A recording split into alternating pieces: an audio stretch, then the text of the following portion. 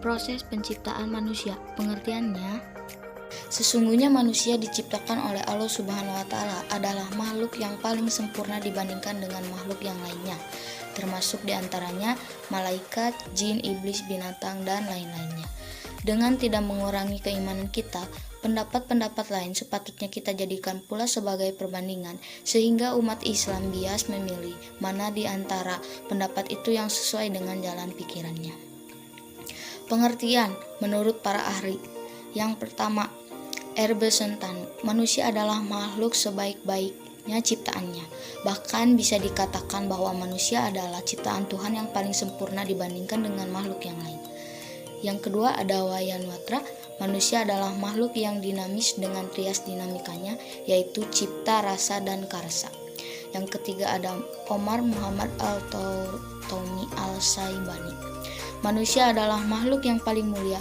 Manusia adalah makhluk yang berpikir, dan manusia adalah makhluk yang memiliki 3 dimensi, badan, akal, dan ruh. Manusia dalam pertumbuhannya dipengaruhi faktor keturunan dan lingkungan. Pengertian manusia menurut agama Islam. Dalam Al-Quran, manusia dipanggil dengan beberapa istilah antara lain Al-Insan, Al-Na'as, Al-Ab, Bani Adam. Al-Insan yang berarti suka, senang, jinak, dan ramah. Al-Na'as berarti manusia jamak. Al-Ab berarti manusia sebagai hamba Allah. Bani Adam berarti anak-anak Adam karena berasal dari keturunan Adam. Penciptaan manusia.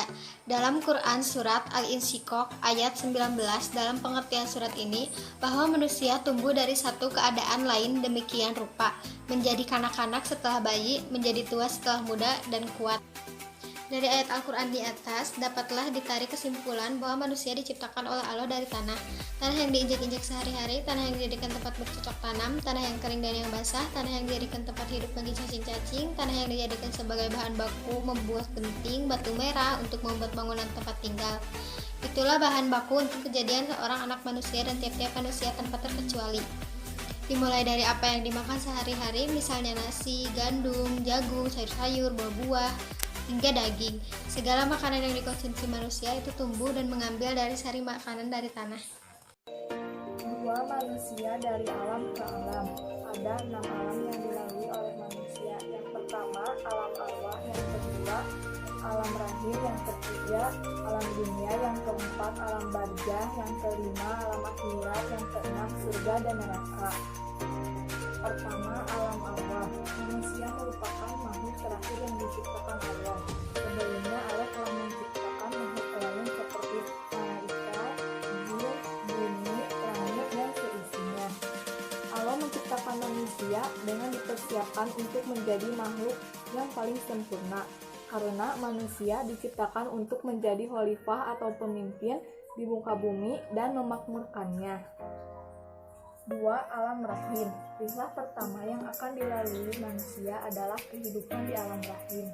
40 hari berupa nutfah, 40 hari berupa alaqah atau gumpalan darah, 40 hari berupa mudghah atau gumpalan daging. Kemudian ditiupkan ruh dan janin-janin yang sempurna. Setelah kurang lebih 9 bulan, maka lahirlah manusia ke dunia. 3. Alam dunia. Di dunia, perjalanan manusia melalui proses panjang, dari mulai bayi yang hanya minum air susu, lalu tumbuh menjadi anak-anak, remaja, balik, dewasa, tua, dan akhirnya meninggal.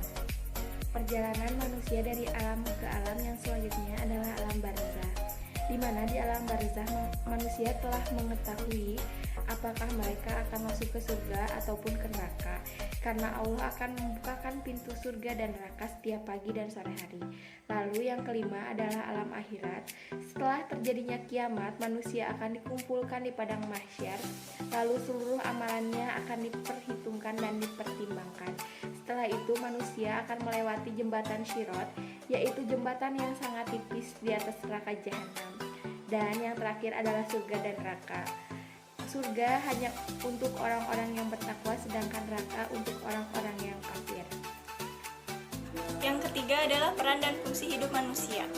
Poin pertama, menjadi abdi Allah, berarti bersedia mengabdi kepada Allah dan tidak mau mengabdi kepada apapun selain kepada Allah.